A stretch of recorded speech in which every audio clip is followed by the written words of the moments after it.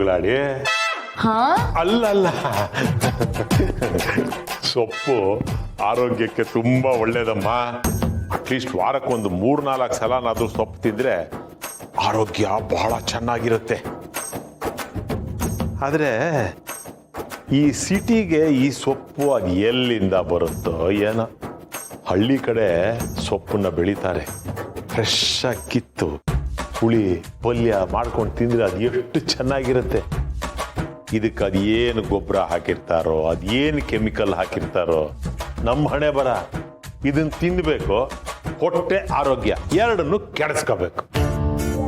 Uncle, ಇಷ್ಟೆಲ್ಲ ಯೋಚನೆ ಮಾಡ್ತಾ ಕೂತ್ರೆ ಏನನ್ನಾದ್ರೂ ತಿನ್ನಕ್ಕಾಗತ್ತಾ ಹೇಳಿ? ನೀನ್ ಹೇಳ್ತಿರೋದು ಸರಿ ಅಮ್ಮ. ಮನುಷ್ಯನ ಜೀವನ ಅಂದಮೇಲೆ ಒಳ್ಳೇದು ಕೆಟ್ಟದ್ದು ಎಲ್ಲ ಇರುತ್ತೆ.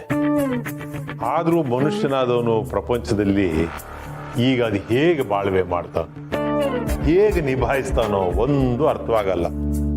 ಅಳುವುದೋ ನಗುವುದೋ ನೀವೇ ಹೇಳಿ, ಇರುವುದೋ ಬಿಡುವುದೋ ಈ ಊರಿನಲ್ಲಿ ಅಂತ ಅಣ್ಣೋರು ಆಗ ಹೇಳಿದ್ದು ಈಗಿನ ಕಾಲಕ್ಕೆ ಪ್ರಸ್ತುತವಾಗಿದೆ.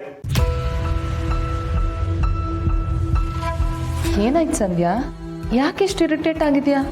ಇನ್ನೇನ್ ಮಾಡ್ಲಿ ಸಿರಿ, ಅಪ್ಪ ಏನೋ ಕೆಲ್ಸಕ್ಕೆ ಹೋಗ್ಬೇಡ ಅಂತ ಹೇಳಿದ್ರು. ಆದ್ರೆ ಈ ರೀತಿ ಎಷ್ಟೊತ್ತು ಅಂತ ಮನೇಲೆ ಕಾಲ ಕಳೀಲಿ? ಒಂದ್ ಕಡೆ ದುಡಿತಿಲ್ಲ, ಇನ್ನೊಂದ್ ಕಡೆ ಮನೇಲಿ ಇರೋಕೆ ಬೇಜಾರು. ಏನ್ ಮಾಡ್ಲಿ ನಾನು? ಇದೇನ್ ಸೊಸೆ ಮುದ್ದ, ಮನೇಲಿ ಇರಕ್ಕೆ ಬೇಜಾರು ಅಂತ ಹೇಳ್ತಾ ಇದ್ದಾಳೆ. ಈಗಿನ ಕಾಲದಲ್ಲಿ ಕೆಲಸ ಇಲ್ಲದೆ ಇರೋರೆ ಸಿಕ್ಕಾಪಟ್ಟೆ ಹಣ ಸಂಪಾದನೆ ಮಾಡ್ತಿರೋದು, ಎಸ್ಪೆಷಲಿ ಹೆಣ್ಮಕ್ಳು. ಮಾವ ಸ್ವಲ್ಪ ಸುಮ್ನಿರ್ತೀರಾ? ಈಗಂತೂ ಮೊಬೈಲ್ ಇದ್ದವರೆಲ್ಲ ಕ್ರಿಯೇಟರ್ಗಳೇ. ಸರಿನೋ ತಪ್ಪೋ, ಅಂದನೋ ಅಸಹ್ಯನೋ ಒಂದಲ್ಲ ಒಂದ್ ವಿಡಿಯೋ ಮಾಡಿ ಹಾಕ್ಬಿಡ್ತಾರೆ. ಅವ್ರಿಗವ್ರೆ ಕ್ರಿಯೇಟರ್ಸ್ಗಳು ಅಂತ ಓಡಾಡ್ತಾರೆ.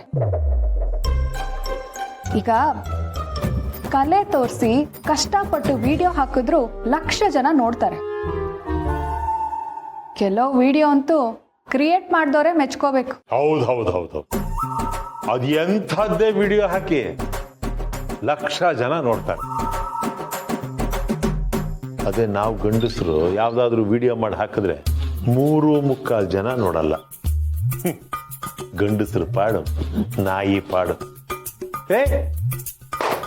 ನಾಯಿ ಅಂತ ತಕ್ಷಣ ಒಂದ್ ನೆನಪಾಯ್ತು ನೋಡಿ. ಒಂದ್ ನಾಯಿ ಹಿಡ್ಕೊಂಬಂದು ಟಬ್ಬಲ್ ಕೂಡಿಸಿ ಅದಕ್ಕೆ ಹಲ್ಲುಜ್ಜಿ ಸ್ನಾನ ಮಾಡಿ ಶಾಂಪೂ ಹಾಕಿ ತಿಕ್ಕಿ ಸ್ನಾನ ಮಾಡಿಸಿ ಕಿವಿ ಕ್ಲೀನ್ ಮಾಡಿಸಿ ಶರ್ಟು ಪ್ಯಾಂಟು ಎಲ್ಲ ಹಾಕೋ ತರ ಮಾಡಿ ಒಂದು ವಿಡಿಯೋ ಮಾಡಿ ಹಾಕಿದ್ರೆ ಲಕ್ಷ ಸಂಪಾದನೆ ಮಾಡ್ಬೋದೋ ಏನೋ.